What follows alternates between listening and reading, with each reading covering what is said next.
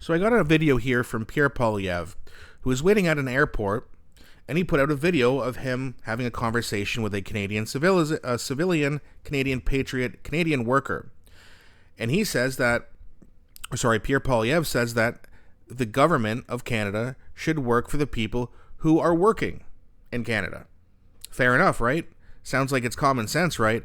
Well, not to the Liberal government of Canada. So let's have a look at this video. Now, before we do, please don't forget to like and subscribe, as it really does help grow the channel. I appreciate you guys so much for doing that. Let's have a look at this conversation, then we'll talk about it. Hi, everyone. One of the positive byproducts of having a really crazy long lineup here to get on my flight in Thunder Bay is I got a chance to speak with Ron. He's an energy worker and miner. He's worked in gold mines, and he now works also in the Alberta energy sector as a driller. He drives heavy trucks, he operates heavy machinery, and he's just telling me about the state of the economy. So first of all, Ron, you bought a house back in 2007 in Timmins. How much did you pay for that? It was like $115,000. $115,000. What can you get for $115,000 now? You can't even get a car for that, really. You probably can't even get a By the way, here in Hamilton, back in 2008, you could get a house, again, not the greatest house, not in a great neighborhood, but you can get something for $100 grand. $125 grand would get you something pretty nice, actually.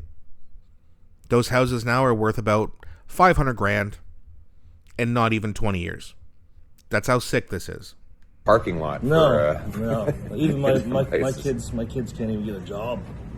So how old is your kid? He's 18. He's 18 in Calgary? In Calgary. And he can't get a job at, what, Tim Hortons? Tim Hortons, Walmart, Home Depot, McDonald's, even the liquor stores there. He's giving out resumes? Yeah, I've even brought him around. Right, and they're hiring temporary foreign workers. So Mark Carney says we need to have temporary foreign workers because his corporate lobbyist friends say that they want to hire foreign workers instead of Canadian kids. Well, of course they do.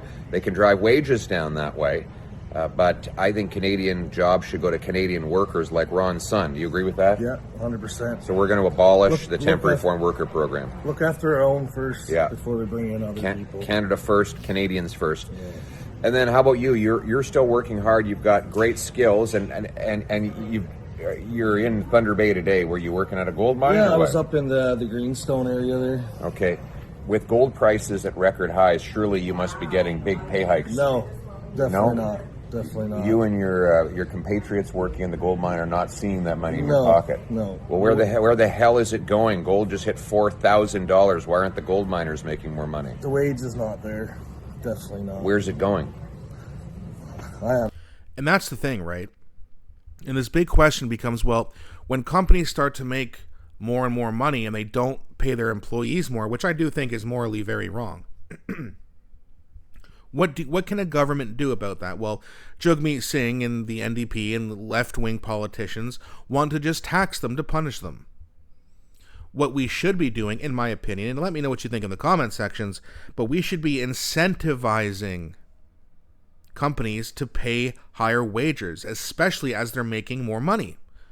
So, for example, and maybe Pierre Poilievre will hear this idea one day, or maybe this is what he's thinking already.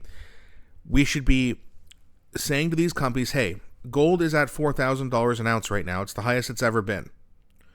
Your workers are saying they're making $30 an hour. Just for example, why are they not getting raises? Why are they not getting bonuses? Now, the company's probably going to come and say, well, expenses have gone up too, yada, yada, yada. There's nothing you can really do to make them pay wages. So what you do is you say, how about this? You give each worker a bonus of at least, say, $10,000, and we will give you a certain amount of tax break, a tax cut. And I know a lot of people say, oh, you're taxing, you're giving these rich companies these tax breaks, and that doesn't help any. Well, it does if you're incentivizing them to pay their employees more. That way, everybody wins. You're never going to have a system where the average worker does better than the company or is more prosperous than the company. This is a capitalistic nation, and we need moral capitalism, in my opinion. So the best thing a government can do is incentivize companies to pay their workers more. Therefore, the company makes more money, or they get a bigger tax break. Then the workers are making more money. And then the government can go around and say, hey, look what we did. We're helping people make more money. Everyone wins. The government wins. The company wins, which is usually where it stops. Usually the government wins, the big corporations win, and the little guy loses. You're never going to have the little guy winning and the government and losing and the big corporations losing. So let's just make it where we can have all three do better. Government's happy, approval rating is going to go up. Companies are happy because they're getting tax breaks. And the worker, the little guy's happy because he's making more money.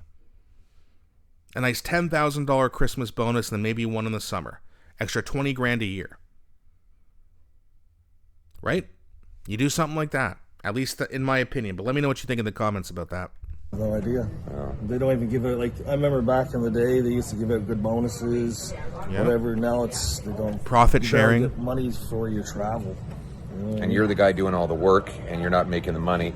There's a bunch of problems here. One, it takes 19 years to get a mine approved. So when gold prices go up, you'd think miners would start digging in Canada, where we have lots of gold, but they have to wait almost 2 decades to get a permit. So what do? They go and dig gold elsewhere. That means other workers get the jobs. Yeah. Secondly, we have very high taxes in Canada, which is both on the businesses that would dig those mines and the workers who do the hard labor to get it done. So even when you do earn a paycheck, it doesn't end up in your buck. Yeah, you're taxed to death. More money for tax than food, clothing, and shelter combined. So you're getting screwed on that end. These are all failures of the federal Liberal government. Mark Carney continues along the same path as Justin Trudeau, blocking projects, taxing workers, big government. And of course, there's a very small group of insiders and globalists like him that get fabulously wealthy by screwing over the working class. Him and his corporate lobbyist friends want to bring in foreign workers to take the jobs of Ron's kid, your kid. Enough, my friends. We need to put Canadian workers first. We're going to repeal all the anti-development laws, approve rapidly to dig mines, build pipelines, LNG plants, ports, plants, you name it. We're going to get the government out of the way to get digging, building, moving, and fixing stuff. We're going to cut taxes on work, investments, home building, and energy. And we're going to make sure that Canadian jobs go to Canadian workers by entering the temporary foreign worker program. What do you think? 100%. You're on side? 100%. All right, put her there, buddy. Let's get her done. 100%. And see, this is what I think a lot of people like about Pierre Poilievre is that he's really a man of the people. He likes to go out. I know he's at an airport. He's not like hitting the streets, but he will talk to people when he sees them. And when people come up and they want to shake his hand or take a picture, I always hear good things about him. You saw Northern Perspectives interview with Pierre the other day. I hope you saw it. If not, go check it out. But you can see that Pierre Poilievre is a very charismatic guy. He's a confident guy, but he's also got a lot of empathy. He's got a good sense of humor. Like the mainstream media loves to paint him like he's some bad guy or something, or like somehow that he's like Trump. It's like, okay, I mean, like, Pierre's pretty funny. Trump's funny too. Okay, there's one thing. But Mark Carney, I mean, he's got more in common with Trump. Not a career politician, right? Which they say they love so much about Carney. Just like Trump. Rich, just like Trump. Old, just like Trump. And a white man, just like Trump. Remember when the left used to say they hate rich old white men? That's their words, not mine. But they supported Biden, and now Mark Carney. It seems like they actually kind of like rich old white guys. Very weird logic that they use. Except the fact that they don't use logic, they go by their feelings. They let their feelings control their mind, and that's why they're so easily duped all the time. That's why they thought that if you wore a mask for 2 weeks, COVID was going to go away. They're not very smart people. And again, people can say, you're not going to convince anyone to change their mind if you're going to say mean things. Listen, you make one stupid mistake in 2015 and vote for Trudeau. Okay, you get a pass for one mistake.